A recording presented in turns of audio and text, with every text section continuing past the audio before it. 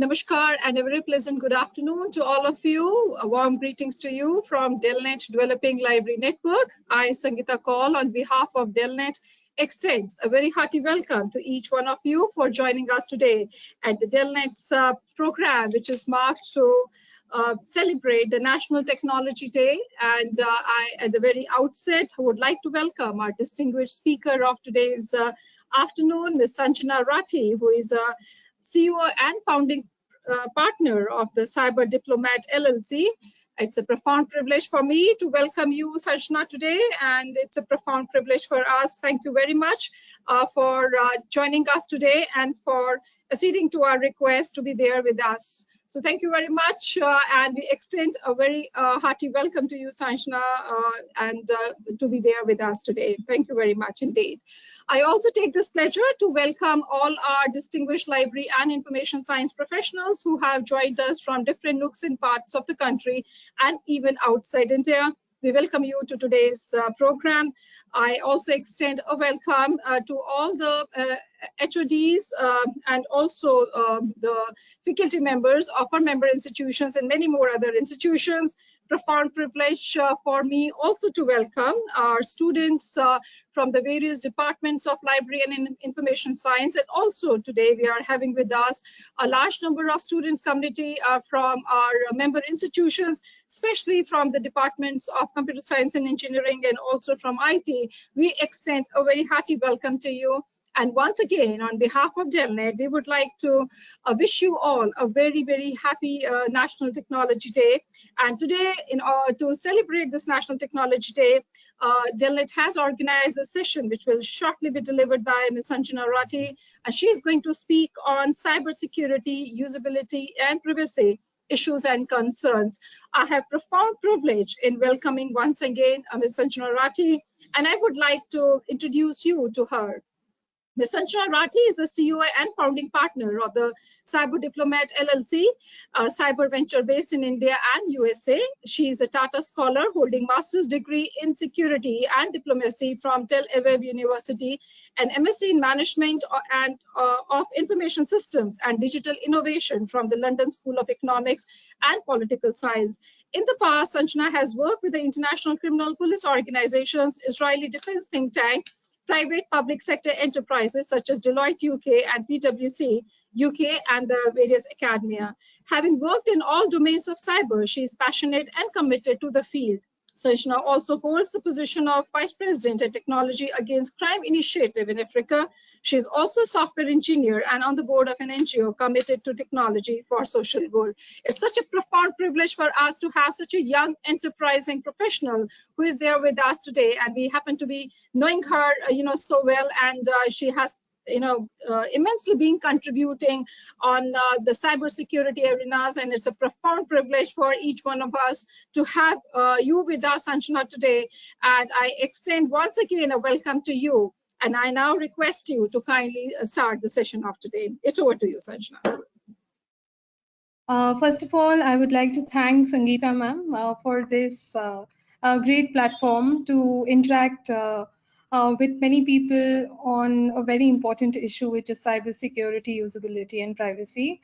I would like to thank DELNET and everyone for joining this session. It's an honor to be a part of the National Technology Day celebration. So I'll just get started.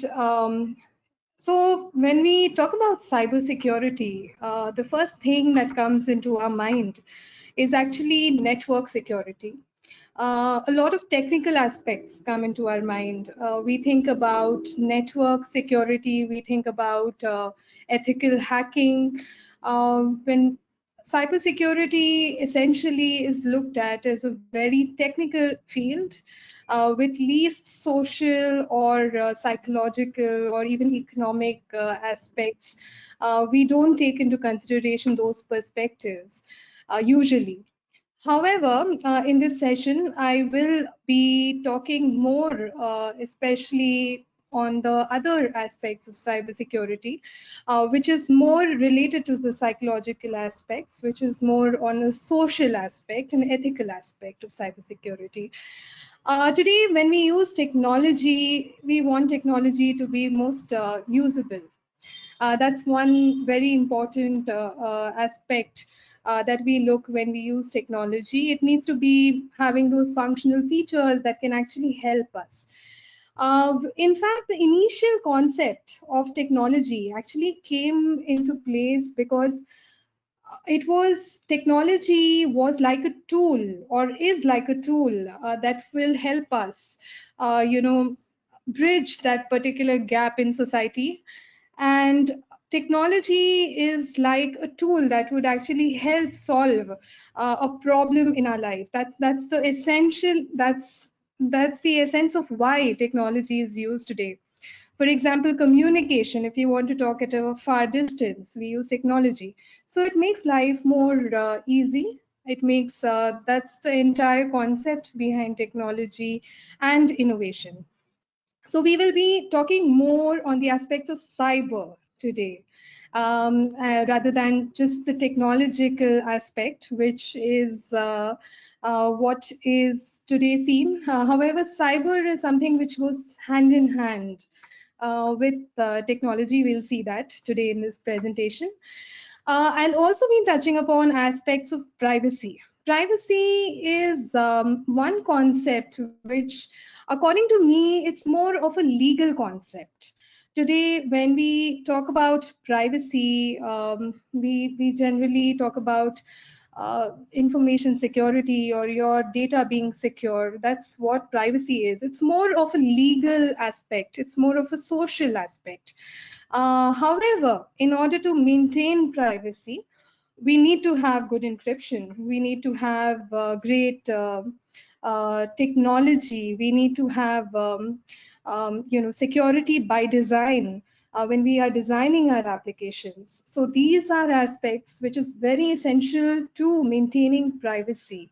So privacy and again information security and our design aspect is very important to maintaining this privacy. So when essentially when we talk about cyber, so what we generally think about computers, we think about technology. But cyber is actually associated with the darker aspect of technology. We'll be coming to that. So when we think about cyber, we think about cyber attack. So what is a cyber attack? It is an offensive way of targeting information systems, computer network, infrastructure, personal computer devices. When we talk about cyber, we talk about cybersecurity. Cybersecurity is the application of technology process controls to protect system, network, programs, devices, and also data from cyber attack. Its main aim is to actually reduce risk to any kind of cyber attack and protect the systems from any kind of an unauthorized exploitation. Then we talk about cyber, we talk about cyber forensics. Now, what is cyber forensics? It's something which happens after a cyber crime usually occurs. It's a process of gathering and documenting proof from a computer or a computing device in the form of presentable to the court by applying techniques of investigation and analysis. So that's what is cyber forensics.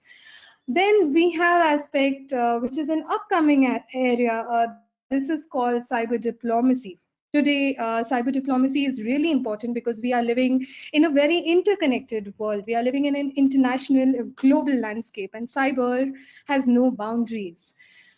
So what is cyber diplomacy? It is broadly defined as the use of diplomatic tools or initiatives to achieve the state's national interest in cyberspace. And that's why a strategy at a very strategic level, cyber diplomacy is what works. Then when we talk about cyber, we talk about cyber crime, which is actually criminal activities, which is out of computer or internet. Then there is another upcoming area, which is cyber psychology, which is actually the study of human mind and behavior and how the culture of technology specifically virtual reality, and social media affects them. So this is again a very upcoming area because today we notice that a lot of technology that we are using is having an impact on our psychology. It is having an impact on our behavior. So, what is the counter mechanism to mitigate the kind of impact that it is having on us? If we don't have an understanding of cyber psychology, it is very difficult for us to even bring in countermeasures so as to counter this particular effect. So cyber psychology is, again, I'm emphasizing cyber psychology because this is a very upcoming area. This is an area which, because nowadays we use Instagram, we use social media, we are seeing that this is somewhat affecting our social relationships. It's affecting the way we perceive the world as a whole. And our perception is defined by what we see on the internet and social media. And this is what is the study of cyber psychology. There is a lot of mental health issues that are coming up today. This is again a consequence of the use of technology. So how do we deal with it? This is an area of cyber psychology. So now, just broadly defining what cyber is. So cyber is, according to me, it's the other side of technology. So since, as I mentioned earlier, that technology was used for the well-being of people, we generally decided to make a new technology because we felt that there was a necessity for us to make our lives better. However, when the same technology started being used for some malicious activities or for something which was having a harmful effect or a harmful side effect for that matter, that's when we started looking into aspects of cyber, and then we started coming up with cybersecurity, cyber psychology, cyber diplomacy. We felt that there was a gap, there was something wrong, and we need to fix it. So that's what cyber is. So this picture, it gives, this is one whole picture that actually describes what cyber is on different levels. So today we are having more cyber dependent system and cyber enabled crime. So cyber dependent crime is what we call the use of machine in order to in order to in order to use this machine for criminal purposes. So that's when this is what is cyber dependent crime. That's when we come up with the concept of hacking, data espionage, then the misuse of devices, ransomware, going against nation state, cyber warfare, political interferences. So these are aspects which is more cyber dependent. Then there is the crime using the machine, for example, intellectual property theft. This is again using this is more cyber dependent, like copyright and trademark offenses. Then piracy related aspects. There is also phishing, spamming, identity theft. This is all cyber dependent. And other aspects which is more cyber enabled is cyberbullying. For example, even there is a lot of pornographical material which is the consequence. Again, it is highlighting the consequence. There is illegal gambling, illegal gaming, laundering. Then there is even terrorism, radicalization that is happening online. This is all cyber enabled crime. And so this entire box, it gives the aspect. And cyber security is something which is more technical, and cyber safety is something where we understand how we use the systems for our benefit. So in today's session, I will be talking about the cyber security aspects, which is a more technical, but using the psychological aspects and social aspects as well. So now getting in terms with cyber. So when we talk about cybersecurity, there is another very important concept that comes up, which is actually information security. And sometimes we notice people, they think information security is what is cybersecurity, but that is not that actually. Cybersecurity is a part of information security. Information security is something which, it includes a lot of other aspects. For example, it includes encryption, it includes risk management, it includes risk assessment, it includes forensics. It also includes methodologies, it includes risk mitigation techniques. Um, so a lot of other aspects that go into information security, which is not cybersecurity. Cybersecurity is more of, again, a technical aspect. And information security is a broader aspect. However, for this session, we will not talk much about the difference, because I have kept it in a way that we not confuse too much, because everything is very interconnected. Again, you cannot keep things in isolation.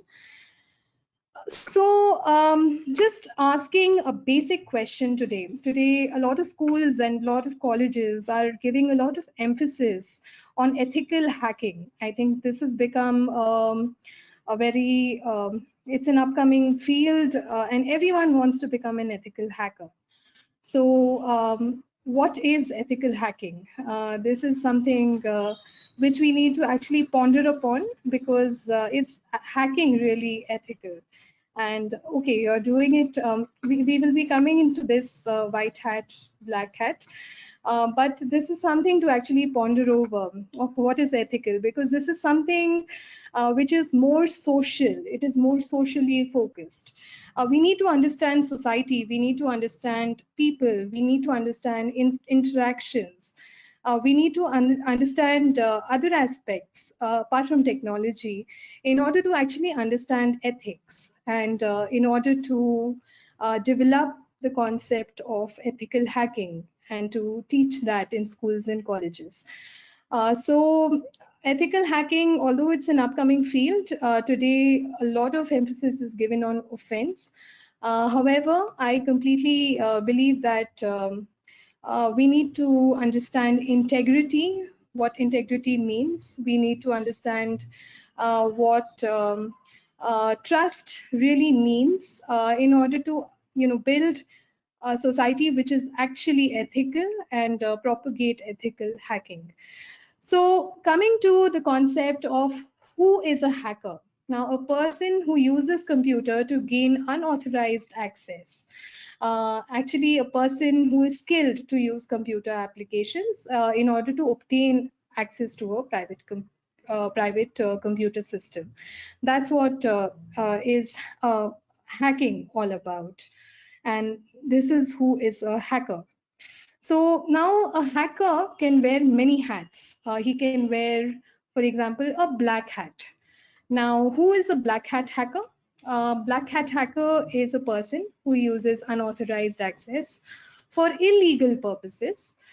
So what really actually defines hacking is the intention of the hacker. So if it is for a malicious intent, it is generally considered black hat hacking.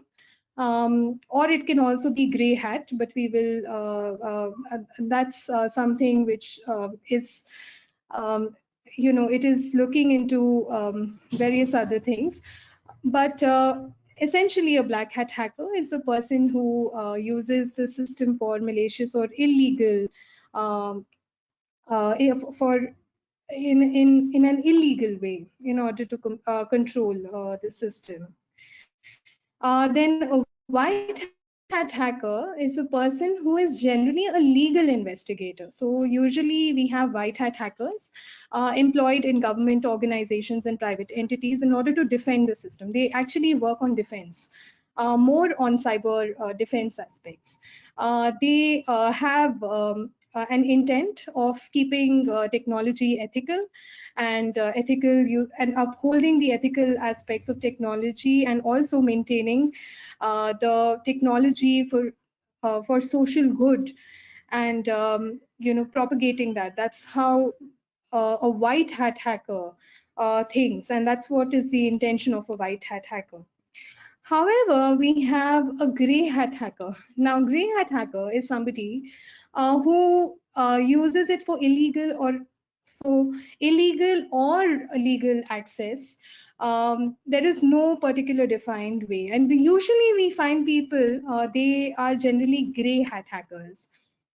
These are people who do not have any defined principles, and that's why it's really important for us to check into these aspects, because today when we are talking about technology and when we give knowledge on ethical hacking, we talk about the technical aspects of hacking into a computer, of checking what vulnerabilities are there, or what are the vulnerabilities, and but is that person really ethical? Is he having a very strong principle? Is he or she having a strong principle? Is that person having good ethics, upholding the ethics, having a strong connection with the community, with the people? It's really important to ensure that a person is having the right mindset, so that the principles are clearly defined, and that person sticks to the principle. So gray hat hacker is somebody who does not have a principle, so they can get into illegal or legal hacking. So now let us come to a story. Now this particular story will essentially, you will understand about how a hacker thinks. What are the human qualities that a hacker can exploit in order to, get into a system, or to basically, and what we are talking over here is about black hat hacking. So we will be concentrating on the black hat hacking. So the story is that there is a person, his name is Nikhil, and now the black hat hacker, he basically wants all the information about Nikhil, and he wants to hack into his computer, get all the information. And Nikhil happens to be somebody from an organization or working in a company. So now, how will a hacker really? Now, this is this is a black hat hacker. So he will think about ways in which he can get into Nikhil's system, and he will think about ways in order to gather information. It can be also getting physical access to his house. That can also be a possibility. It can also be that this hacker is going to, so he'll think about multiple ways. Now, what he can think about, let's get into this. So now he is going to think about, okay, what is it that he's going to do? There is one aspect which is called brute force attack. Now, what is a brute force attack? It is in cryptography. Usually, brute force attack consists of attackers submitting the password. So it is basically guessing the password of Nikhil and getting into the system. That will be one aspect. Then the other terminology that we can think of is distributed denial of service attack, which is actually a malicious attempt to disrupt the normal traffic of a system. So he's going to use several servers, and he's going to disrupt the normal traffic. However, he cannot get information using this. He can just disrupt the services through this particular technique. So what are the other ways in which he can get information? There is denial of service attack. So denial of service attack, which means that literally to flood traffic into to flood the entire basically traffic, so that no one can send information and the entire system crashes, and he cannot access. So this is one of the ways. There is also, and the best possible way today, what hackers use is actually social engineering attacks. And social engineering attacks are very easy to do.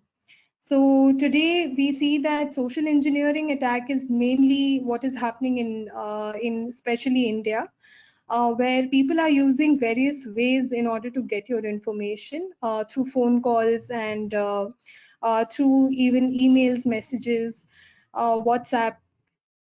So social engineering is actually it is in Hindi it is actually called uh, getting to know Janmat. Today we hear this in politics कि Janmat क्या है. That is what is actually social engineering. It is to know what is happening in a person's mind, what is going on, what are the practical application of sociological principles or to particular social problems. That is what is social engineering. So what are the different social engineering practices today that are used? So I'm sure most of you would have seen Jamtara, which is a very popular program. And this is about cyber criminals that use a simple phone call. They are, by the way, based in a small town in Jharkhand called Jamtara district, in the Jamtara district. And they give phone calls to people and just take their ATM pin. They pretend like as if they are from the bank or some important sector, and and they use a psychological backdoor. And the psychological backdoor that they use, in technical terms, it's actually called having respect for authority. So they feel that if they talk like a person of authority, then they will be able to get access to the system. And so a lot of psychological techniques are used by hackers in order to get the information. The other aspects are actually getting access to social media account. There is also sending phishing emails, building a phishing website. Today, we see that there are a lot of websites that can be easily cloned. For example, LinkedIn can easily be cloned. Facebook can be easily cloned, and these are usually done in servers. For example, there's the NORC server, that is NGROK .io. That's usually what a hacker uses if you ever get an email with that extension, please ignore it. That's a phishing email.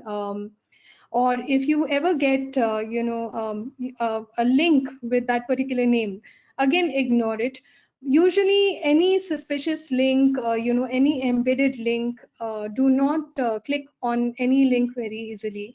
Verify before you click. This is one of the first cyber hygiene practices that needs to be taken into consideration if you want to prevent yourself from any kind of cyber attack or phishing attack.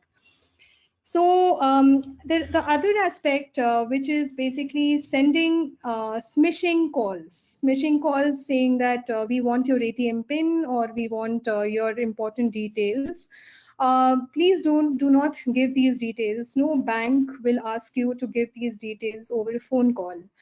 Always tell the person to either send you an email or if it is really important, then and if your bank is nearby, then just visit the bank and ask, or you can call someone from the bank who is the relationship manager and ask them if there is anything required, or even visit the bank website, because usually any important updates are usually made in the bank website. So these are various techniques, again, for you to be very careful before clicking any link.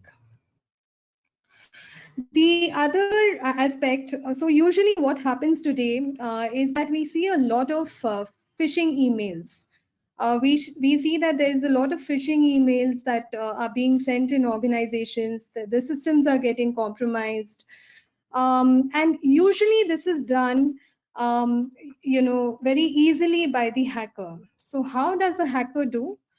So he makes a fake LinkedIn page. Usually he makes a fake LinkedIn page. As I mentioned, it's very easy to clone a LinkedIn page. or to clone a Facebook page.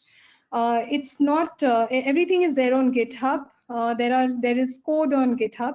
They just clone it and they send it to the person. So this is the email that you will get. So actually, if you see this email, it looks like as if it has come from LinkedIn, but it has not come from LinkedIn. It has come from another, another site over here, as you can see.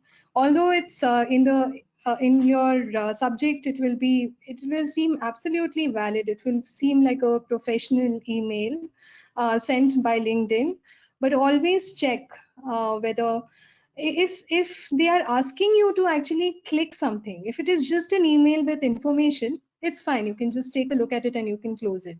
But if they ask you for a response, for example by clicking on a link, or if they ask you for a response by asking you to send some money or to scan the code or anything, do not do that. Do not get into any kind of transactions using email.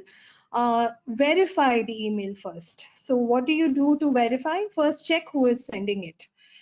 Check the reply to box. Usually the reply to box, sometimes it targets to a different reply to altogether.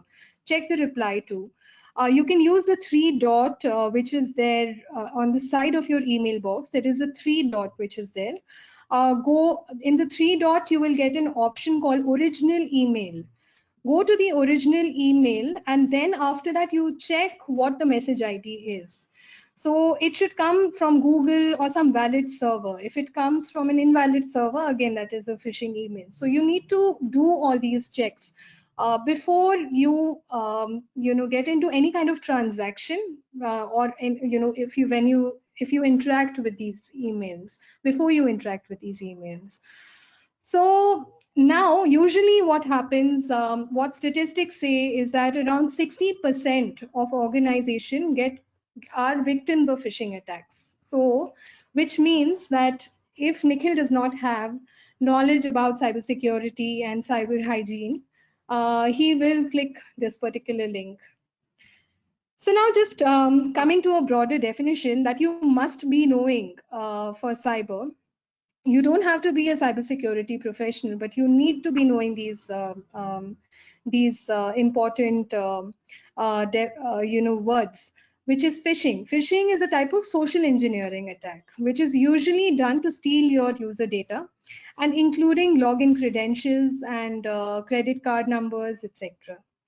There are different type of phishing attacks. So there is, for example, smishing attack. Smishing attack is when so you will be seeing all these words in newspaper also. For example, you might see in the headline that smishing attack and somebody's lost so much money.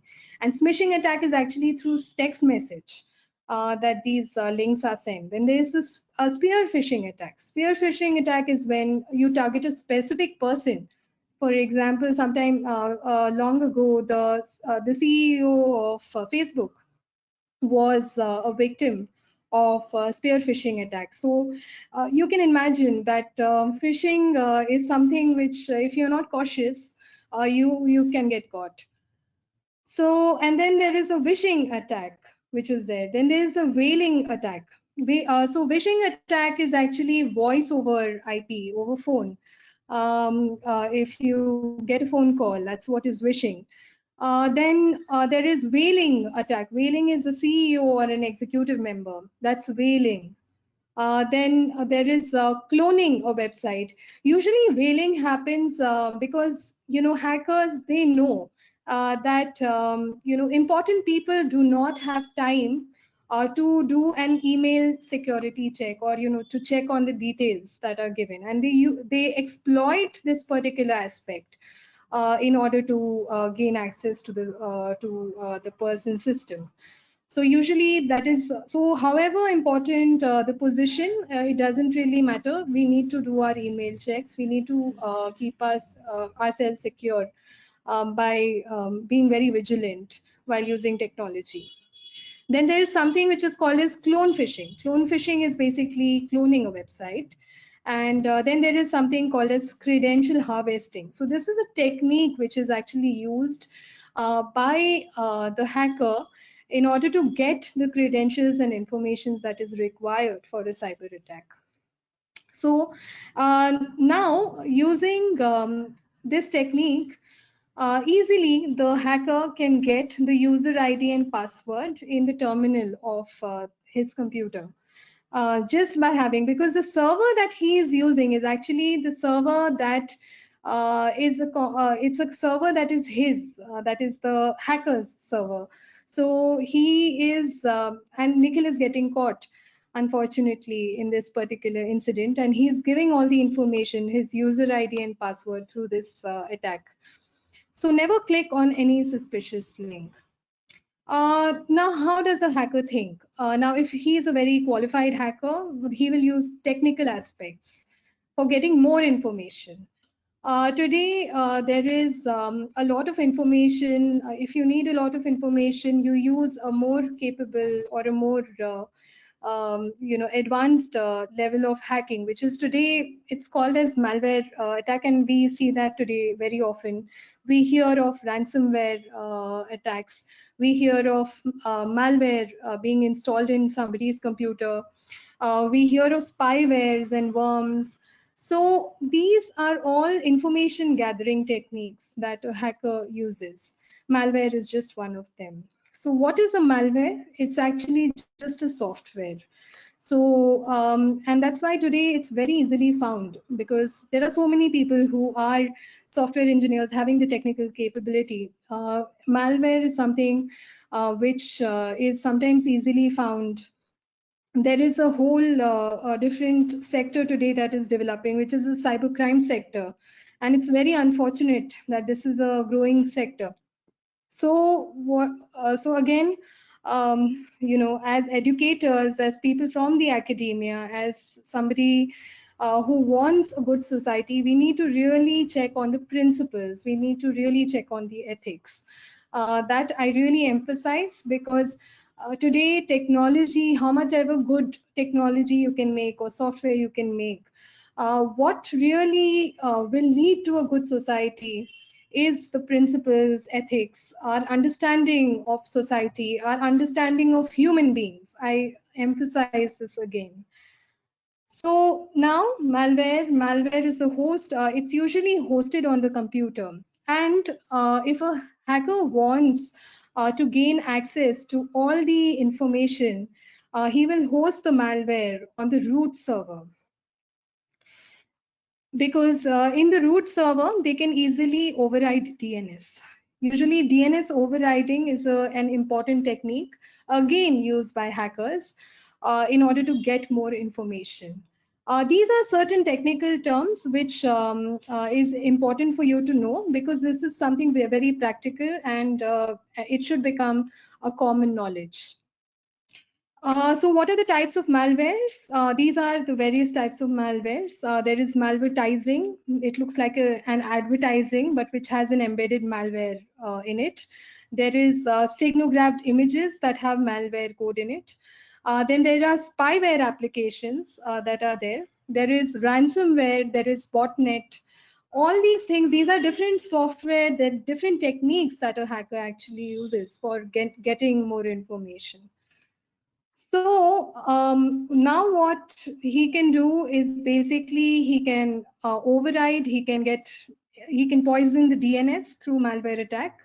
And farming, these two, again, very important definition. DNS poisoning, it's known as a way of poisoning the domain name server, which is there on the root of your computer. And then there is farming. Farming is an online scam which is similar to phishing, where a website traffic is manipulated and confidential information is stolen. So how do you protect yourself? So protecting yourself, supposing you get basically an email from HDFC Bank, supposing. And if you find that this is probably, even if it uses the right words and all, if it asks you to click, don't click. Instead, what you can do is you can just open another tab on your web browser, and you can just type HDFC Bank, the official site. Go to the official site, log into your account, and then access the account, see if there is any thing that has happened, check if there is any, everything is fine.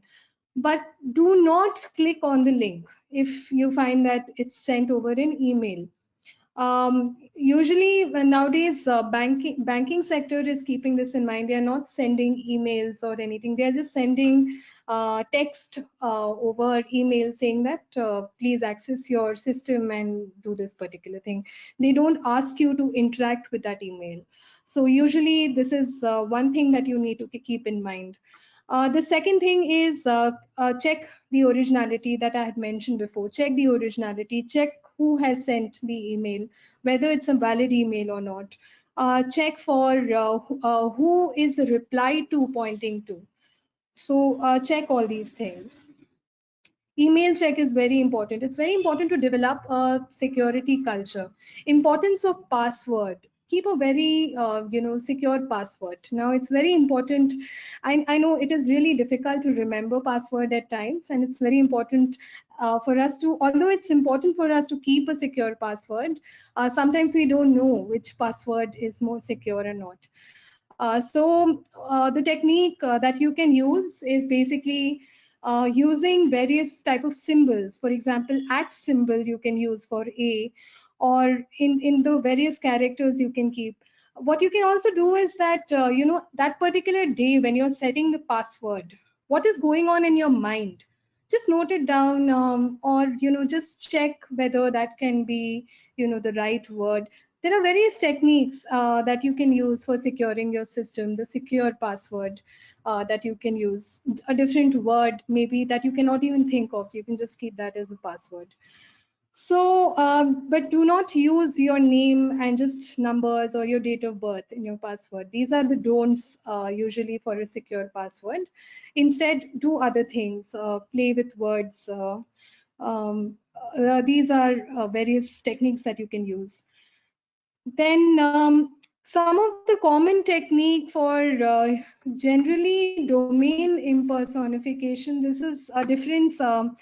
Just take a bit of time to analyze what's the difference between the two email IDs. So if you actually notice that the second one does not have the word R, property.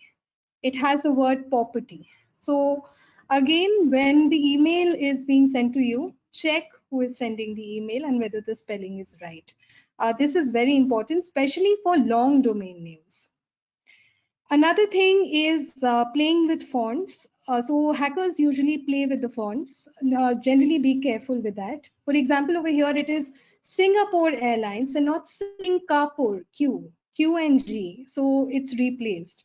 Or Instagram or Instagram. So be very careful when you check these emails. Then there is Amazon.com, Amazon.co. So supposing you find that there is a word, but it's not .com. Generally do a domain check. Check who the domain belongs to. You can go to the website whois.com and you can do the domain check.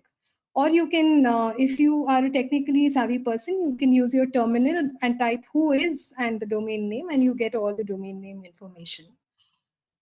So response today, our legal system and our system is made in a way that actually our cybersecurity is in our own hands. It's not in the hands of anybody else. So we need to at least maintain basic cyber hygiene by keeping in mind these, cyber security, cyber hygiene principles. So now let me come to a more important aspect of cyber. So these are certain questions that I will impose over here for everyone to start thinking about this. So when it comes to cybersecurity, people think ethical hacking. How many of us think that cybersecurity is a mechanism to secure our systems so that a just society is maintained and human interests are upheld? So do we have knowledge about human beings, human psychology, human emotions, empathy, compassion? Do we have all these things that do we keep in mind all these things when we think about cybersecurity? Or is it that we think of cybersecurity as a very cool subject and ethical hacking as something which is very, you are seen as a hero? That's not what cybersecurity is. It's about creating a society which is a good society, a society where everyone can live in harmony. And that's why it's really important for us to start thinking of what really ethics really mean. This is a very important question. What are ethics?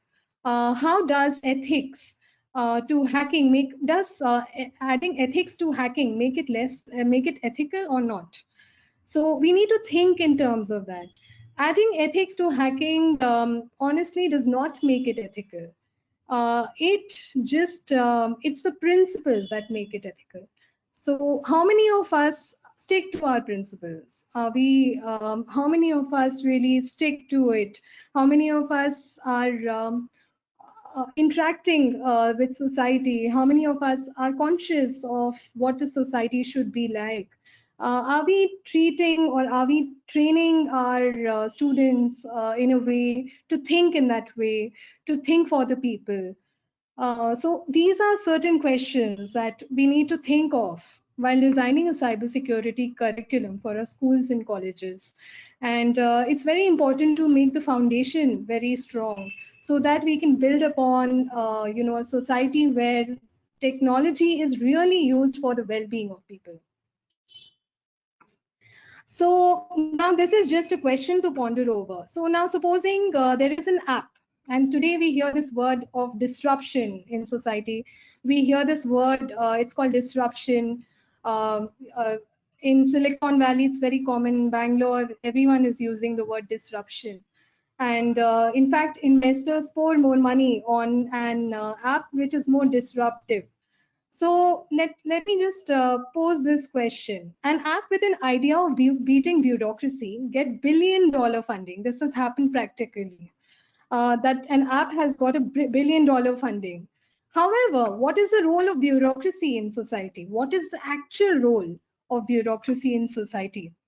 Whether bureaucracy was essentially made for the well-being, or was it made? What was it made for?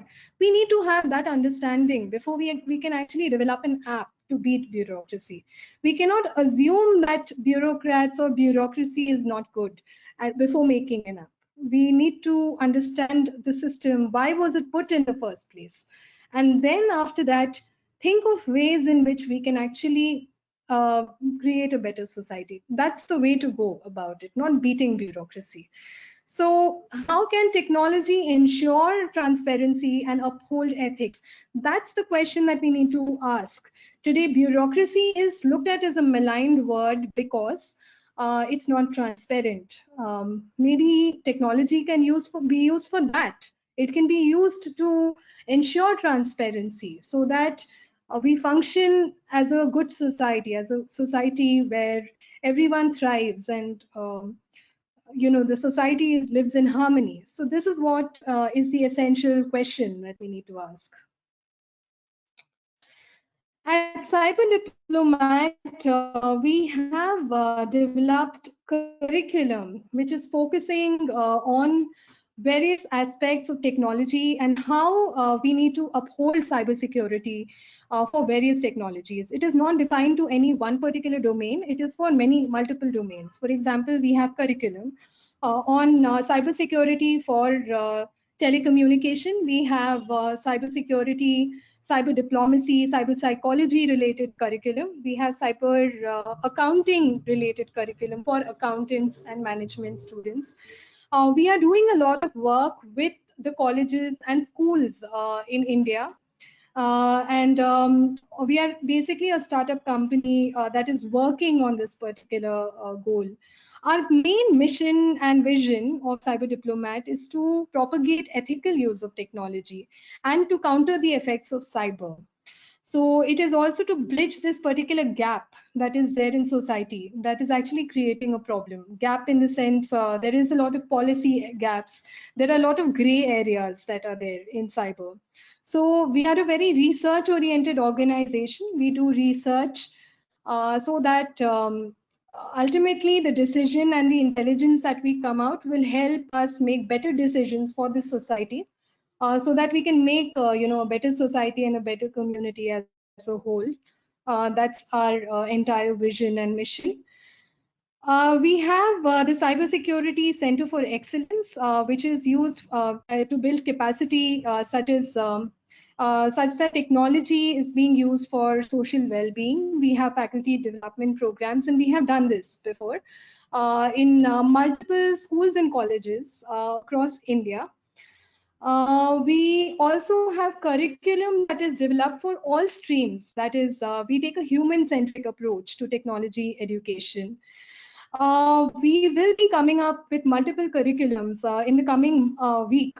In fact, there is in the Telecommunication Day, we have a workshop which is on cybersecurity for telecommunication students. Likewise, we will be rolling out all our courses. These are all research work that is done by my colleagues and I. We have done this research work, and we have, collected this particular. We have made this curriculum so that ultimately we together we make we make this culture for cybersecurity. We propagate this in schools and colleges across India. That's our entire mission and vision. You can visit our website. You can also look at us in various social media platforms. Is there any questions or anything that you have in mind? Please do let me know after this presentation. Anything? Also, I would like to request Sangeeta ma'am if she can just roll out the poll for the audience. Thank you very much, Sanjana. Thank you for a wonderful presentation, providing insights on cybersecurity and also on privacy and not many other issues concerning to each one of us. So now we would like to go for, as being requested by our speaker, we are now one after the, there are 6 poll questions and which are getting flashed now one by one. We are requesting all our attendees to kindly actively give their inputs about it. And the first poll question is getting launched now on your screen, which says, how familiar are you with the cyber ethics or cyber policy for governance of your library resources? Please select 1. Good knowledge about the subject, average, a fair bit idea of information in cybersecurity, or you think that you need to learn a bit more about it. So requesting each one of you, 13% of you have voted as of now, requesting each one of you to come forward and to give us some inputs about it, that how familiar are you with the cyber ethics or cyber policy for governance of your library resources, or for that matter, for any kind of a resource that you are concerned with. So please do kindly give us your candid feedback. We can see that 31% of you have voted. Please help us in crossing 50% of the voting so that we get a fair idea of what each one of you really feels. And so please do kindly give us your feedback as quickly as you can, because after this we still have yet another 5 questions to go before we make the floor open for further questions from the floor. So this is 40% of you have voted. Please come forward. We fairly have a very large number of audience today with us on this platform. So we request you, please do kindly, you need to go for a good knowledge and average knowledge you feel you have, or a fair bit of information, or you feel that you need to really learn a little bit more on the subject of cyber ethics or for cyber policy, and especially when we think about for managing our library resources, institutional resources that we may be wanting to safeguard. So how fairly do you find yourself? 47% of you have voted, requesting remaining also 3% more of our attendees to come forward and giving their inputs. 48%, we are inching towards this, at least 50% of our attendees to have voted for this. And as I could see that, Yes, it is now inching towards a 50%, taking a bit longer. Some of you, yes, thank you very much. So let me now tell it to our speaker, Sanjana, that I would just go from the highest to the lowest. So 41%, it's very heartening to know 41% of you have opted for the option, the first option, that is you fairly possess a good knowledge on the subject, followed by 25%, which says that no, you think that you need to learn a bit more on the subject. And the third highest is for 18%, saying fairly a bit of information on cybersecurity you do possess, and 16% have felt that you do have an average knowledge of it. So the percentage goes like the 40% a good knowledge, 25% of you feels like learning more, 18% a fair bit of information, and 17%, now it has come to 17% average knowledge. The second question that we are now getting it flashed on the screen is, do you use any software to check plagiarism? Which is a little question not directly concerning this, but still, and we would just like to find it out from each one of you. Do you use any software for plagiarism detection at your places? For academic integrity, definitely this is, and let me, since this question is being flashed on the screen, let me also tell you the DELNET is in the discussions right now to introduce some new anti-plagiarism software, that is a plagiarism detection software, a web tool. They're in dialogue with some of the startup who are doing a good work in this, and we do hope that in next few weeks time we will be having a webinar session on this plagiarism detection, wherein we would be like to introduce you all to that new tool which has recently been developed by some of a startup company. We could see that, thank you very much, 50%, we are inching towards 50%. It is, yes, it is 50%. So 59% of you are using the plagiarism detection software, which is really, it's now, yes, it is 60 to 40%. So 60% of you are using plagiarism detection software. So this is for you, Sanjana, to keep a note of that. And 40% of you are not using anything. Now the third one is, what do you do in case of a cyber attack on your personal institutional gadget? You contact an expert, you file an FIR with the police, or approach the cyber cell. I figure out the solution myself, or ignore and move on. So what do you really do? And this is being asked by our speaker. She would like to assess what each one of you does once you encounter a situation which is not a very desirable situation, that you are into a cyber attack, whether we talk about on a personal gadget or an institutional gadget. What do you really do? You contact an expert, you file an FIR with the police, or approach the cyber cell, or you figure out the solution yourself, that what needs to be done, or you just ignore it and you say that, let me just be more careful the next time. So please kindly, 43% of you have voted as of now, requesting you to please help us in crossing at least a 50% of the voting should be there in this. So requesting each one of you to come forward, and it is now, we are at 49%. Please help us, and yes, it is now 50%. And let me now convey to Sanjana that we have the majority, 46. There's a tie. There is a tie. Yes, there is a tie between the first and the second option.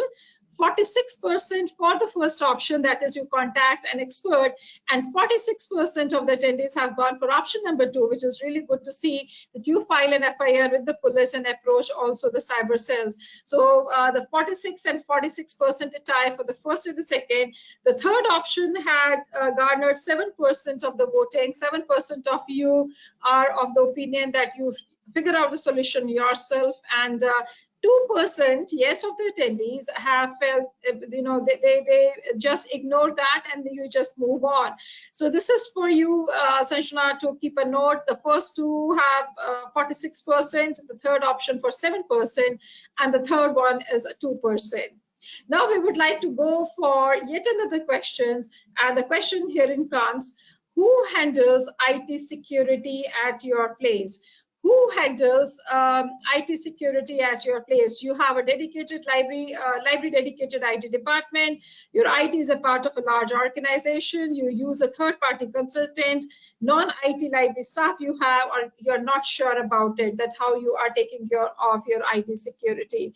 Please help us in getting the right kind of feedback from each one of you, that who handles your IT security, who handles the security aspects at your workplace, in your institution. Do you have a very dedicated IT department, a library dedicated department, or you have an IT department, a separate IT department as a part of your organization who takes care of this, or you have a third-party consultant, some other organization, IT company who takes care of your IT security of your institution, or you have a non-IT library staff who just manages, the security aspects, or you are not really sure that how, these aspects are being taken care of. 46% of you have voted, requesting you please come forward so that we can get some more, and we can see that now 50% of you have voted. And now this is to inform you all that 39% of you, it's good to know, 39% of you do have a separate IT department who takes care of the IT security. 34% of you does have a library dedicated IT department, which is really, really good to notice.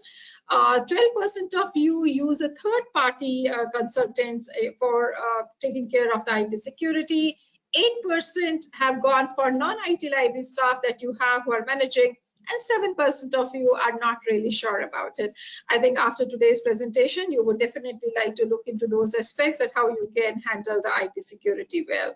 Now here comes the question, do you have a cybersecurity ethical framework and cybersecurity induction program designed for your organization?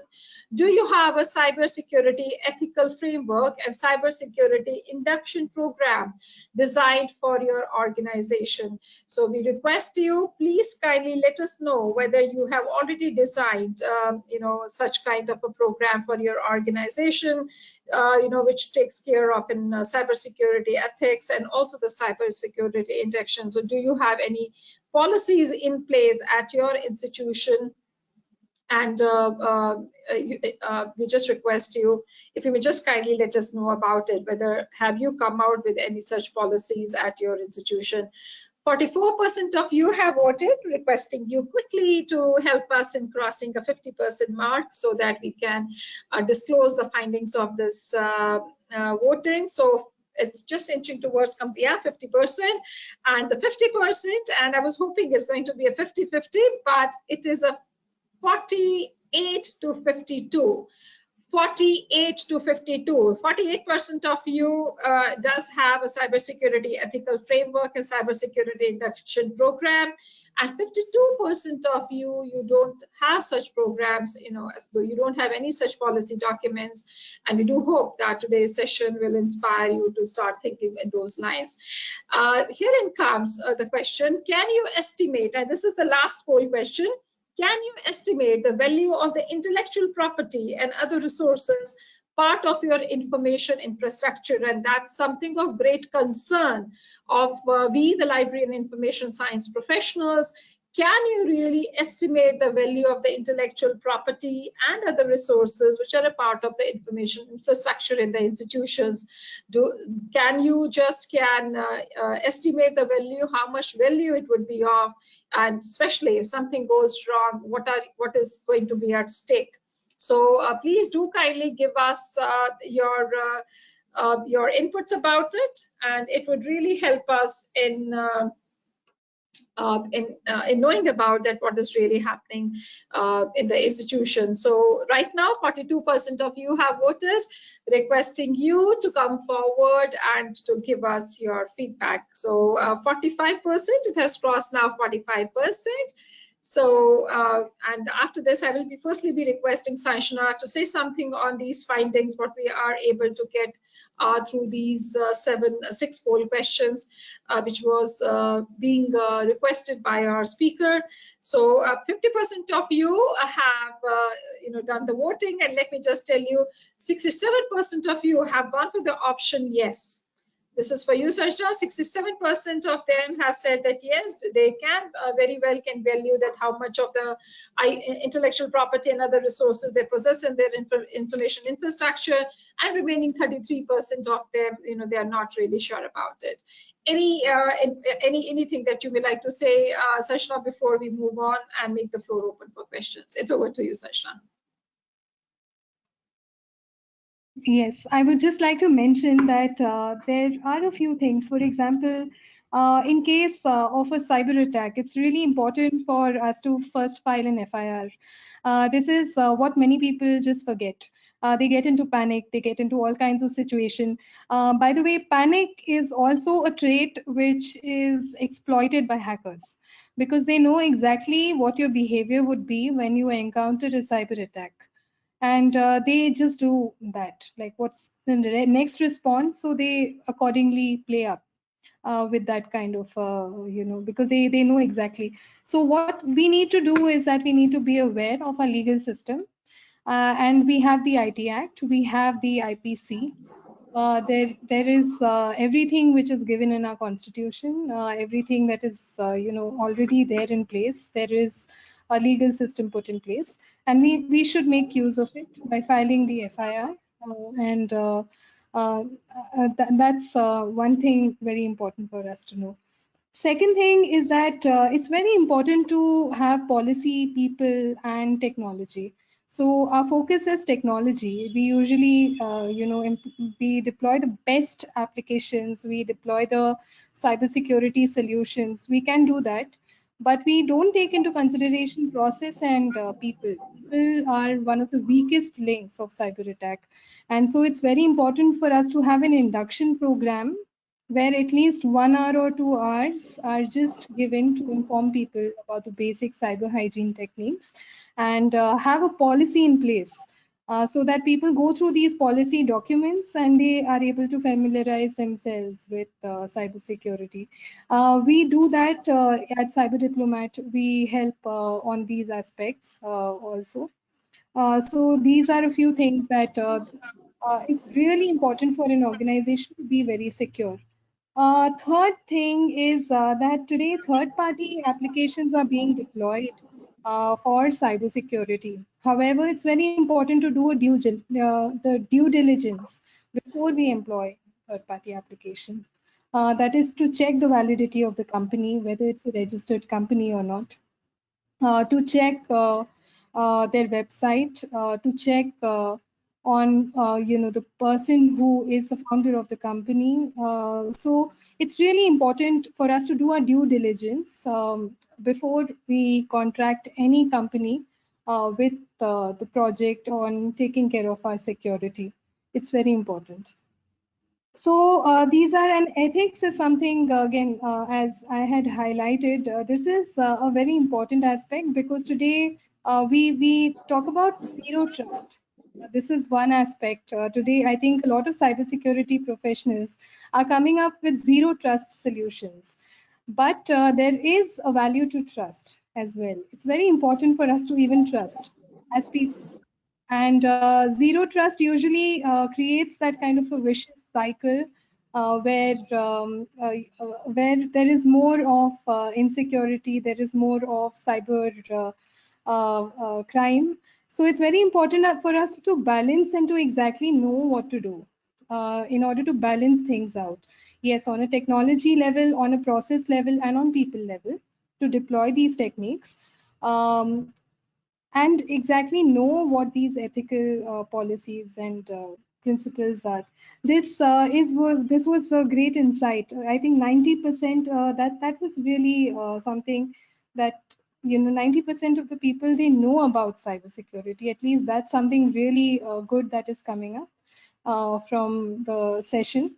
And so this is all I have to say.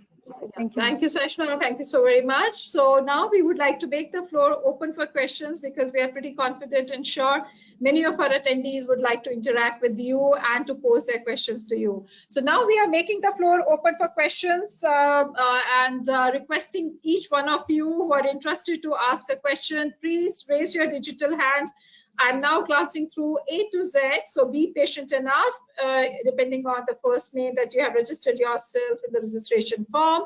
And please do introduce yourself also. So raise your digital hand. I'm quickly glancing through the entire list to just have a look and to ensure. So we have Bhaskar Busa, Mr. Bhaskar Busa, who has raised his digital hand.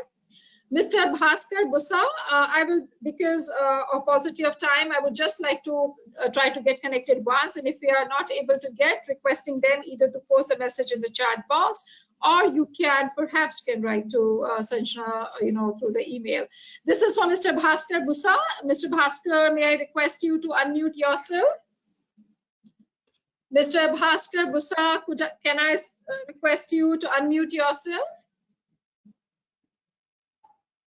Requesting you, Sanjana, in the meantime, if you can mention your email ID also on this.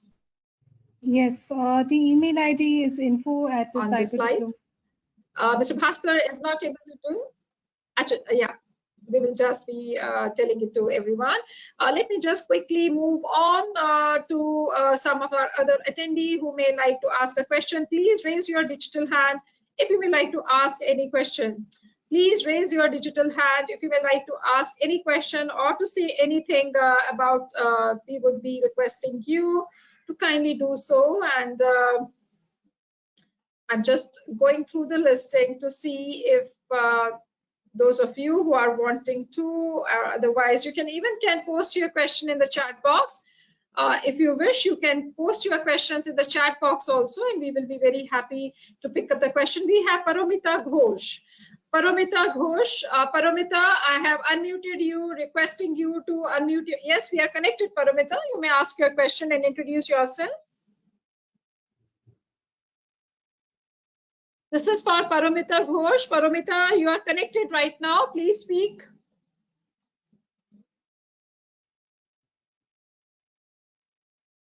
This is for Paramita Ghosh. Paramita, you are connected right now. You can ask your question. I believe, in spite of showing it online and connected, I believe she has got some issue. This is for Mr. Pramod Singh. Pramod Singh ji, I'm not able to give you an audio control because there's no audio device which the system is showing. This is for Mr. Raja N. Mr. Raja N. I have unmuted you, Mr. Raja N. Please unmute yourself and ask your question. This is for Raja N. Could you please unmute yourself and ask the question? For unmuting, on the right hand side in this microphone, just click on and you will get unmuted. Not able to help. This is for Mr. Raja Gopal Rajan. Mr. Raja Gopal Rajan, please unmute yourself, Mr. Raja Gopal Rajan. I believe some of our colleagues are not. This is for Mr. Raja Gopal Rajan. I have unmuted you, requesting you, please unmute yourself. Mr. Rajagopal, you are not able to do that. I'm compelled to move to our next attendee. This is for Rekha Dhodi. This is for Rekha Dhodi. Rekha, could you please unmute yourself and ask the question? This is for Rekha Dhodi. Rekha, could you please unmute yourself? I think the colleagues, they are having an issue in unmuting themselves. If you have an issue in unmuting yourself, please drop a question on the chat box and we will be happy to take the questions. This is for Rekha Dhodi. I believe Rekha is not able to do that. It's you can post your question in the chat box. This is for Sambandam Kupuswamy. Sambandam Kupuswamy, I have unmuted you. Please unmute yourself, Mr. Sambandam Kupuswamy. Mr. Sambandam Kupuswamy, could you please unmute yourself? On the right-hand side of your screen, you are getting this microphone. Click onto it in order to unmute yourself. Mr. Sambandam Kupuswamy, it's not able to do that. You may just otherwise post your question in the chat box. We'll pick up the question from there if you're not able to do. This is from Mr. Shyam Bachute. Mr. Shyam Bachute, could you please yes, you are Yes, connected, ma'am. Mr. Shyam. Thank God, at least some Thank you, of my ma'am. Thank you very attendees much. able to speak. Yes, happy to Thank you. get Thank you. connected. And a Happy to very get nice connected. session, ma'am. I am audible, ma'am? Yeah, you are audible very much, Mr. Shyam. You are audible. Yes, yes. The question is that, ma'am, actually, my name is Sham and I'm working in Singad Institute, Pune. And my question is that one day our principals send a message to our group that his Facebook account has someone has mm, called uh, hello. Hello, yes, sir. Shyam, tell me, yeah, what is the question? Uh, One day the principal. Send a message that his Facebook account is hacked, and some messages sent by the account to demanding some money. So how does it happen, and how to avoid such kind of events? I'll just come to that. So let me just share my screen. Let me share. Supposing you get this kind of an email. By the way, this is by the. If you can see, this is another company which I'm working for. It's called TAC Africa. So this is an email ID, which is my email ID here is s.rathi at tacafrica.org, and the email ID that you can see is actually IT at techafrica.org. So first thing that you need to do that if you're getting an email like this from the principal, first go to these three boxes, check show original. This is not coming, although it's looking like as if it's coming from, TAC Africa server, but actually it's some other server. So you need to be really careful about that. It is not coming from the server of TAC Africa. So these are various techniques that you can use. Secondly, I'm sure your principal is not going to send you an email saying that you need to transfer money. It will be announced. You can do something. You can just go to the college website, the official website. If there is anything official, it will be given in the website. Or you will, first of all, do good email check. I think email check is very important. Do not click or do not believe these emails. They can absolutely be wrong. Do these email checks, like check the originality, show original, check the originality of the message, check the message ID, whether it actually matches with the original email ID that was sent or not. Do these email checks, and you can automatically find out whether this is a valid email. So yeah. Sanjana, the question being asked by Mr. Shah, because the principal's Facebook got hacked. Now, how come means what that Facebook user needs to do in order to can the Facebook page can be blocked so that no further means how one can report it to Facebook about it that something wrong has happened to their Facebook account. Can someone report it to Facebook? Absolutely. So there is a mechanism in which the account can be logged. Exactly. Usually, two-factor authentication, if we activate that, and if there is any kind of a malicious, if there is detection of a separate browser, for example, if it is being logged by through a separate browser, usually there is an alert that comes up, and the Facebook account gets logged. In case if it is not logged and if it gets hacked, then there is an in the the options that are there. There is the privacy and accounts option. In that there is report phishing. That is also an option. Usually Facebook takes action immediately these days. We have seen that it takes immediate action in order to lock that account until the person who owns the account completely verifies whether the account is what he or she owns. So it's a very effective process of reporting to Facebook directly. Perfect, Madam, perfect. Thank you. can we Yeah. report in cyber security cell? Cybersecurity In cell terms also, yes. But usually, Okay. Thank you, ma'am. cybersecurity cell also, that's definitely one thing, that is filing an FIR. That is definitely there. However, for this particular case, if it can be done, you need to report to the platform, whether it's Facebook or any other platform, and also take assistance from the cell. Yes. Thank Thank you, you. ma'am. Thank you, Mr. Thank you. Sham. Yeah, thank you very much for asking this question, because this was also important to everyone else also. We are now would be requesting Saumitri Mohanty. Saumitri Mohanty, this is for Saumitri Mohanty. Could you please unmute yourself? I have already unmuted you from here. Saumitri Mohanty, may I request you to unmute yourself? This is for Saumitri Mohanty.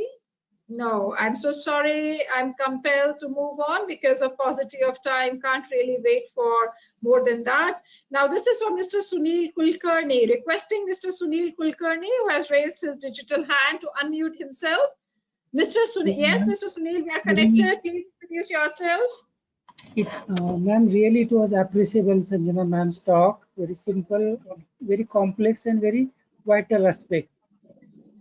Regarding, it is not question, it was just additional information, because especially in the Naukri.com or wherever we are requesting for Naukri, they are asking for pay form only 10 rupees, 20 rupees.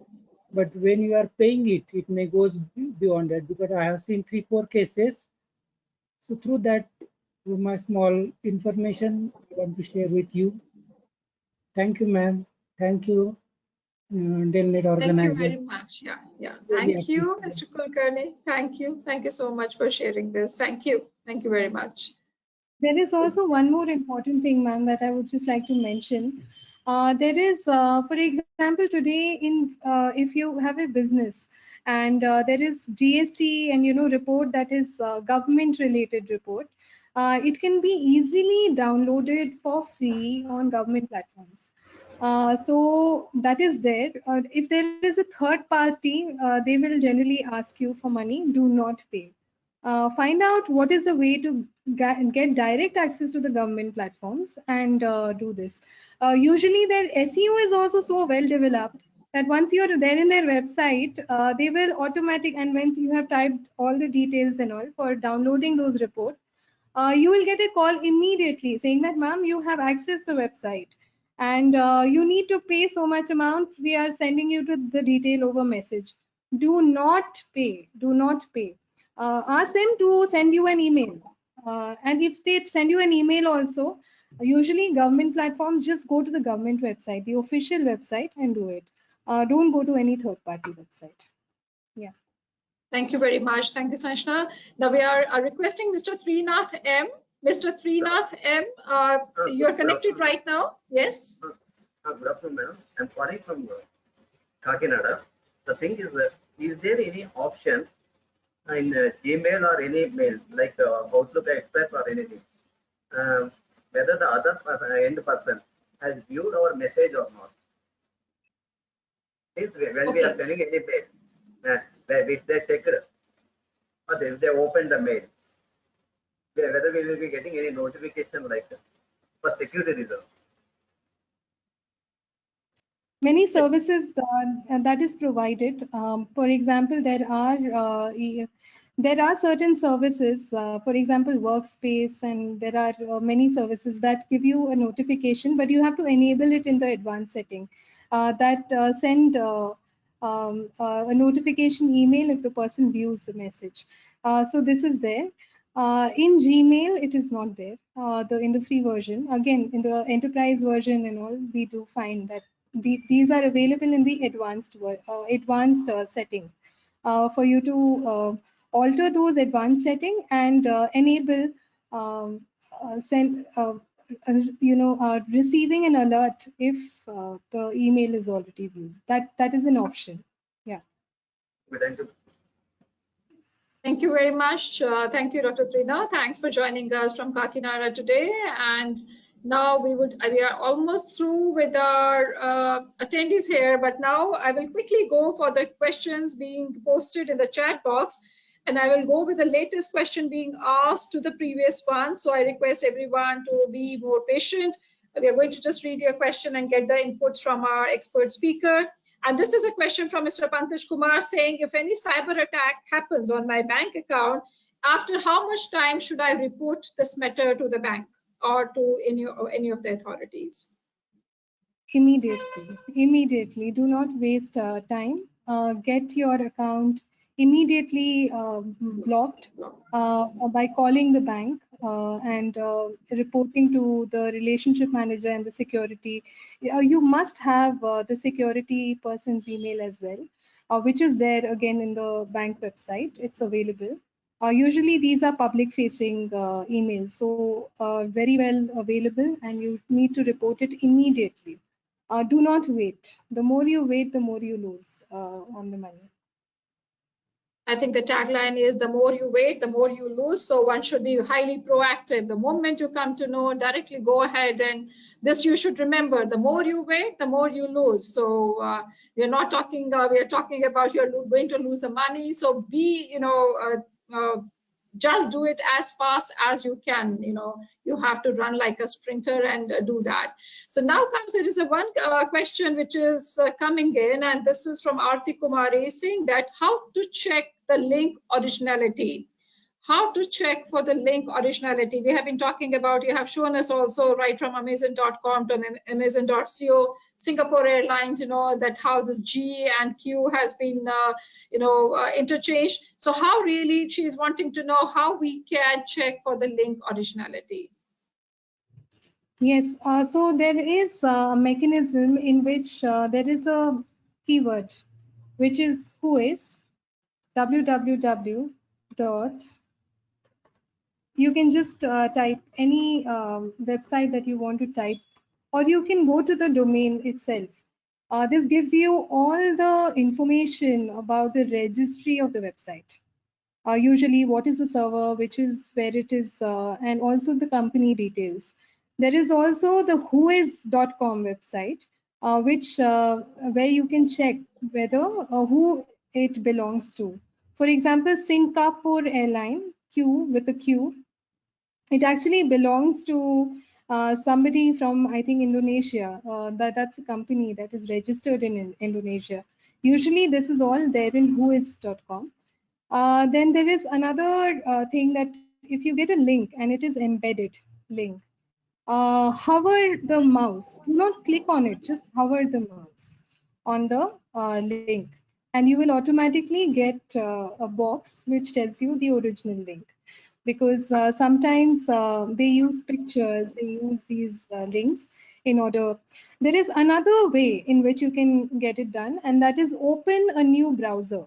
So if supposing you get an email from Microsoft, what you can do is you can directly go to Microsoft.com in a new email. Do not open the email, just directly go to the Microsoft page and log into your account.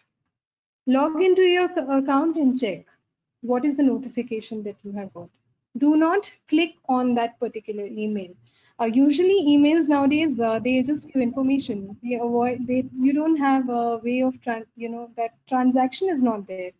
And the other aspect is, of course, checking the email. That is the 3 dots, check on that, check on the original message. These are few techniques that you can use.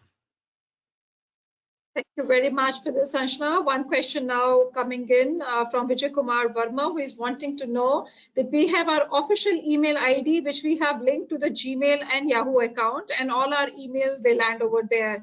How safe is this practice? That the official email account is being linked up with their Gmail and Yahoo, and it's getting spooled over there, and then they are doing it. So wanting to know how safe is it? Usually, email IDs from Gmail and Yahoo are all POP enabled, and they have the protocols enabled. So if you go to the advanced setting of your email, then usually, just 1 minute. If you go to the advanced setting of your email, you have the DMARC enabled. There is a protocol which is called DMARC protocol.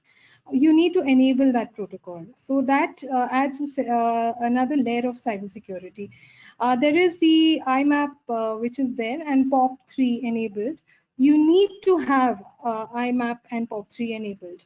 What you can do is just open your Gmail account. You can go to settings. You can go to your privacy and security, which is an option in your Gmail. And then there is an option of various, it's written POP3 IMAP enable. So click on that. DMARC, it should be enabled. So these are aspects that, and usually when you're checking for spam message, usually these things are enabled in a Gmail or a Yahoo account that is used for enterprises, because Yahoo and Gmail, they are also updating their security protocols, and they are making SMTP and all. Those are very, very basic. I'm talking about the other levels. Usually they ensure cybersecurity. However, when it comes to your spam, then spam messages require a detailed security check. You cannot compromise on just clicking anything in spam messages. You need to check on whether spam can have a valid message. It can have a valid email also, but you need to do a security check.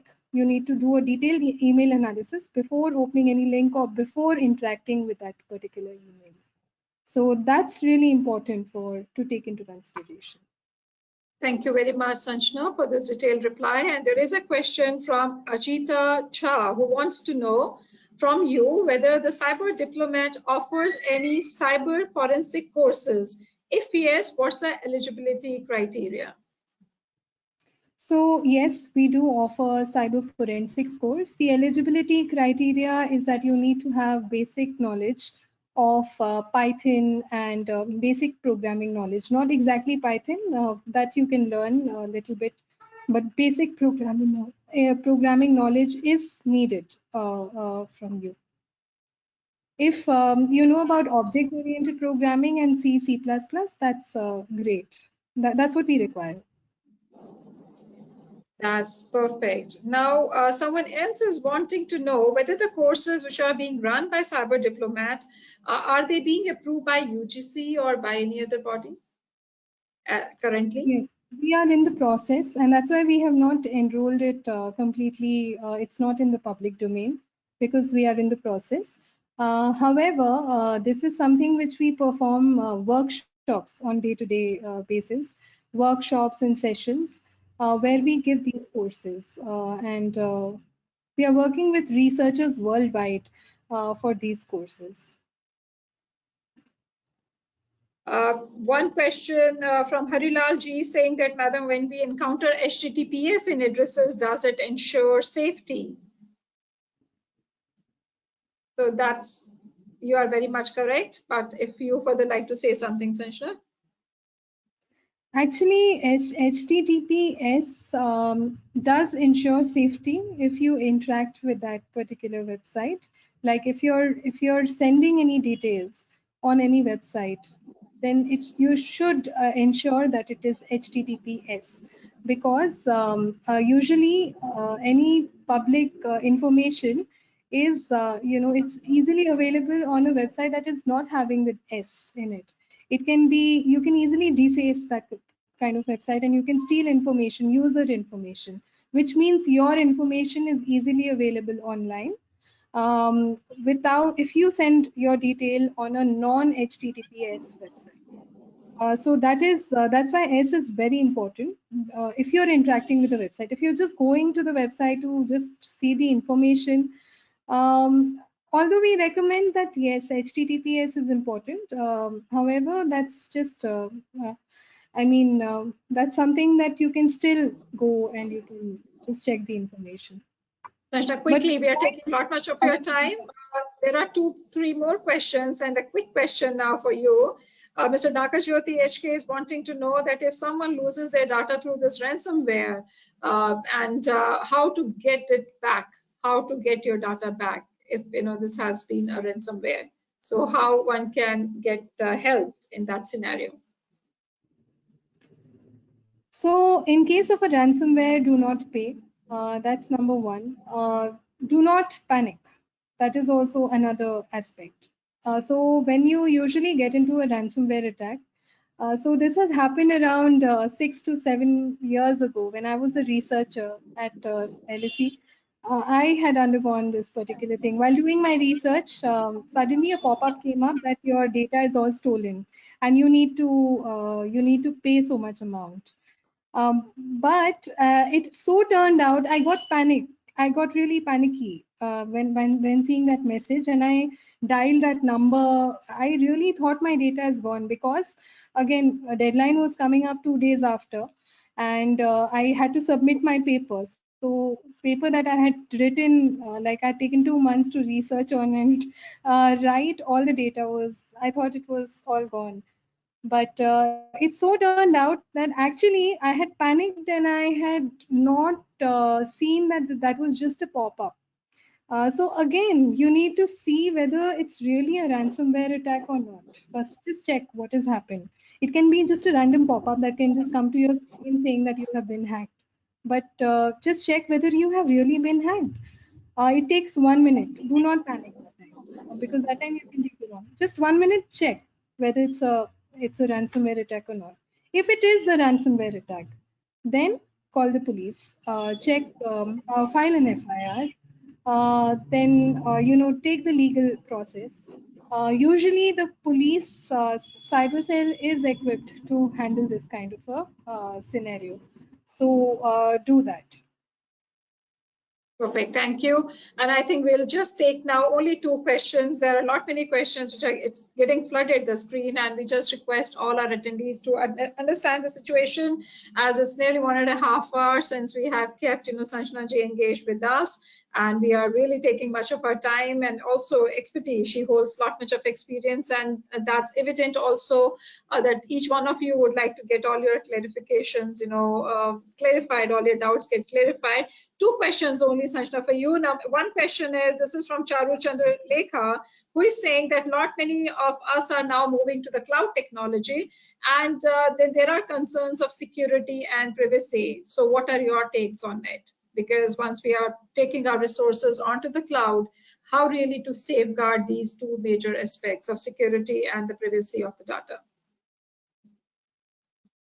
So security and privacy of data can be protected by good encryption. And one of the encryption techniques which is very much recommended is the PGP for especially communication over emails or anything. So it's use of encryption technology. There are a lot of encryption technologies that are available. It's also made by certain firms. You can just take a look. There are certain big players who are doing this. So that's one way in which data can be, secured. Encryption is the only way actually that data can be secured, especially for cloud solution. And if you're developing it, the second most important thing would also be to have a check on your application architecture and what are the gaps that are there in the architecture. So this is done on a more technical level. So ensure that someone who is having probably CISO certification or somebody who is into cybersecurity, especially management of cybersecurity, not an ethical hacker, a CISO, someone having a more managerial experience, can help you design this system. Sanjana, lot many questions. I'm really truly appreciative of our attendees who are coming, one after the other. There is a pop-up happening here, of the questions. One question: how true caller is authentic? Means how much true is the true caller? How much truth is there in the true caller? This is being asked by Charu Chandra Lekha. She's wanting to know about this true caller. So how much truthness is there in the true caller? Any takes of yours, Sanjana, on this? I would just say that Truecaller actually uses your phone directory and phone directories of multiple phones to map the original name from those directories. So, for example, if your number was initially used by somebody else, then in multiple phones, it would be actually saved in that particular name. So a Truecaller will show that. A Truecaller just does that. It's not really a valid way of checking whether it's the person or not. Yeah. Mr. God, this is maybe the last question. I'm saying the last, Sanjana, but I'm still keep on taking because not many questions which are there here. And there is from Gautam Gugay. Okay, Mr. Gautam, I would just like to say this is something to do with the anti-plagiarism checker. We may do so. Yeah, take your question in the next time. Someone is wanting to know: is there any government policy to compensate a person who has lost in the digital transaction through any of the digital platforms? Is there any government policy on that? Not yet. Not yet, not yet. Yes, okay. There are so many other questions which are there. I'm extremely sorry because of time. We have tried our best, to take as many questions as possible. And we could see that there is a question from Mr. Lokesh Kumar. Is there any specialized course for library security of its resources? Mr. Lokesh, you have given us a chance to think about it. That can we think about initiating some program? And we may like to approach Sanjana ji for that DELNET and CyberDiplomat, can we think about having a special program for our library professionals for safeguarding their digital assets and even otherwise for their library resources? You have given us something to think about it. So thank you very much. Our own colleague from Pune, Dr. Neela Deshpande is wanting to know what is the authenticity of cybersecurity softwares which are there. So the softwares which are already being there, Sanjana, anything quick that you may like to reply on that? The authenticity of cybersecurity softwares, how authentic? Means we are entrusting everything on these cybersecurity softwares thinking that they are safeguarding us, but how authentic are they? This is really a very good question by Dr. Deshpande. So any inputs of yours, Sanjana, we would appreciate that. I would say that Singapore government had lately come up with this policy that they would be licensing companies for the validity of the cybersecurity softwares. And I think this is an approach that now people have started thinking on. And soon, I'm very sure in the coming days, we will also be coming up with something like this. Until then, it's important for us to take care of our own security by following the simple cyber hygiene techniques and to know about your technology. For example, there are certain platforms like EFF. There is Electronic Frontier Foundation. That's actually that's a platform which is based in the United States, but it's quite secure because they provide ways in which they are a very independent authority, and they have done a lot of work, especially in the area of privacy. And all their material and everything is very transparently there online. So you can go, you can do a check on the research papers that are there on their website. You can do a check if you don't believe. Otherwise, you can just use certain panopticon related checks. These are certain simple checks just to check your browser security and all those things. And of course, I would say use VPNs, use Tor browser, or other technologies which are more secure, because they use certain protocols like the PGP. Now, if you get into the depth of PGP, we understand that security is by design. So there is no third-party access, or there is no human access or anything, or data is not being leaked anywhere. It's designed in that particular way. So use those kind of software which uses these encryptions and things. Do not do the due diligence again by checking the company, who does it belong to, where is it coming from, because many of these companies, they are funded by a lot of people who are involved in the cybercrime domain. So do not use these websites, these softwares. Do your due diligence. That's a process. But if you want to take care of your security, just don't believe by word of mouth. Do your due diligence and then accept it. Sanjana, this is all giving us all reasons to think about exploring with CyberDiplomat, with you being there. if we can think about having some guidelines, DELNET may like to have seek a consultancy from CyberDiplomat. If we can work together on creating a very detailed manual, for our library and information science professionals, we may like to do that. And then later on, we can think about having an exclusive, some program, some kind of a course for our library and information science professionals. But to start off, we can think about creating a detailed manual on safeguarding the library, library collections, safeguarding it from the cyber threats. And DELNET will be happy. In fact, I would like to write to you on that, because that would be a helping hand, as we could see that large number of our professionals, if there can be a manual or guidelines, this would be the best practices to be followed in the institutions for safeguarding their digital assets. We would like to, take the consultancy of you to ensure that we are able to create that in the days to come. So I think that maybe that's one of the recommendation I'm able to see it coming out from this webinar today on this occasion, a wonderful occasion of National Technology Day.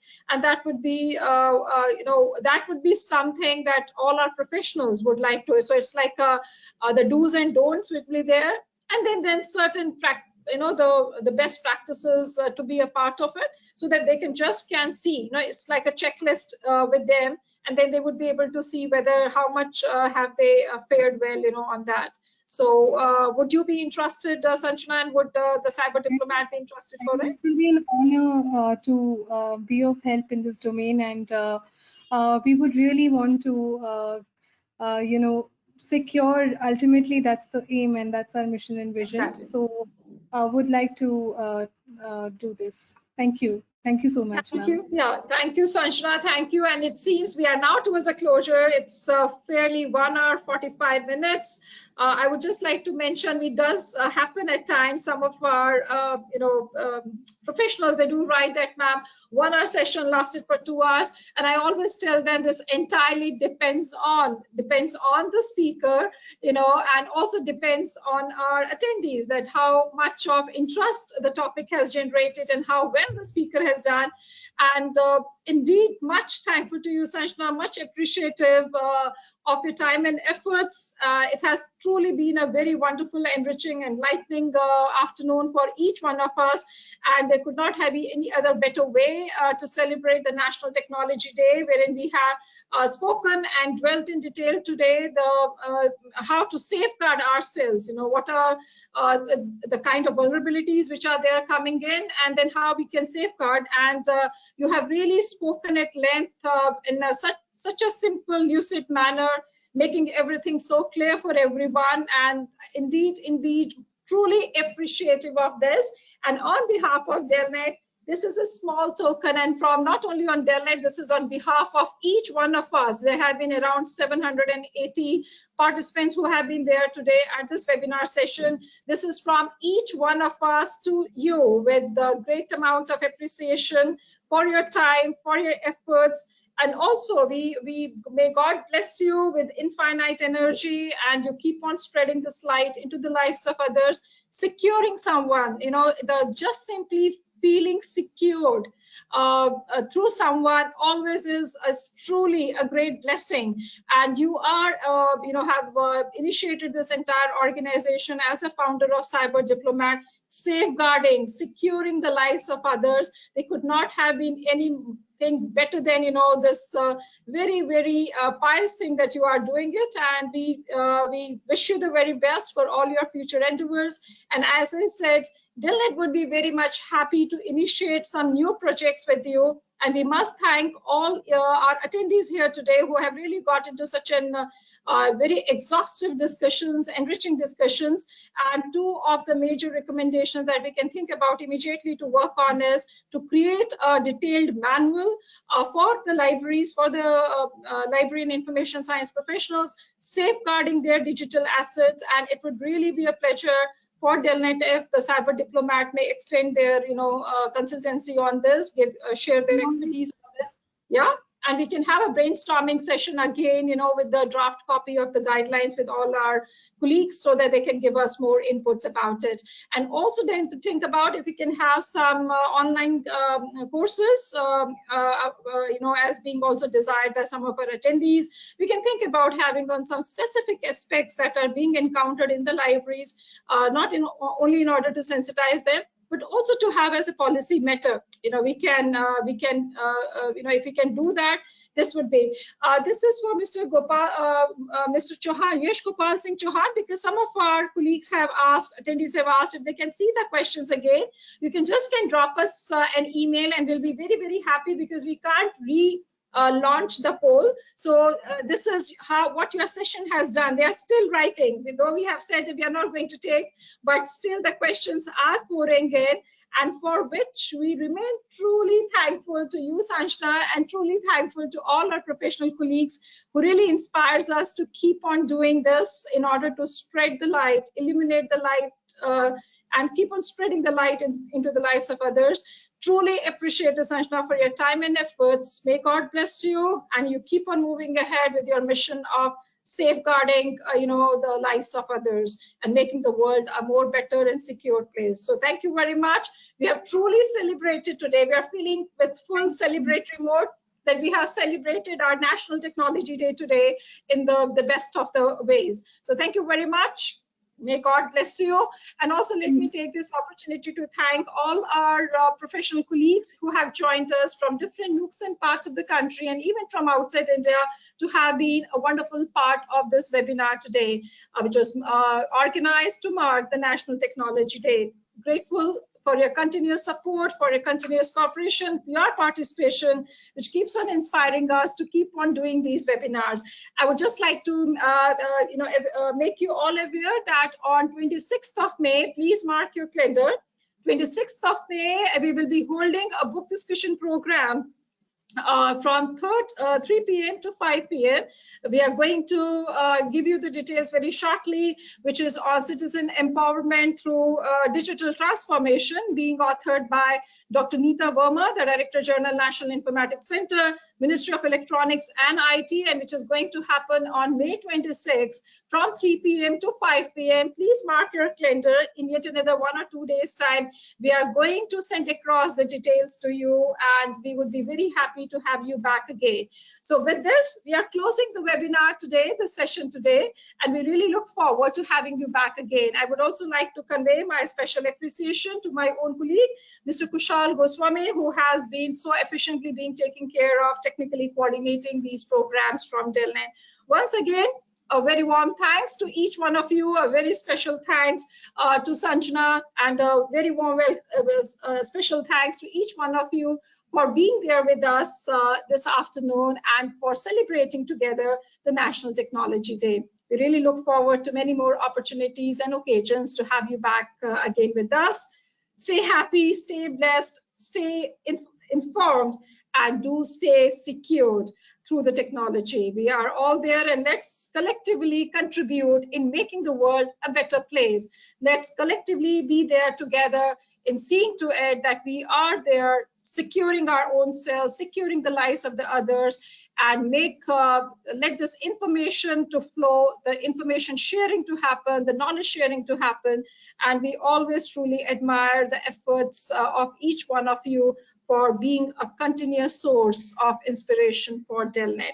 Thank you very much, one and all. Thank you very much, Sanjana, once again. And this elephant from Delhi is on the way to Bengaluru, and you're soon going to receive it. Yeah. Thank you very much. Thank you. May God bless you. God bless each one of you. Have a very wonderful evening, and we really look forward to welcoming you back again on May 26th at 3 p.m. at the DELNET Book Talk, which will be the book we are going to discuss is authored by Dr. Neeta Verma, as I said. So, and we will be informing you also about it. Thank you very much. Thank you, one and all. God bless you, and stay safe, stay secure, stay connected, and stay informed. Thank you very much. Thank you. Thank you, Sanjana. Thank you very much. Thank you. God bless. God bless you. Thank you.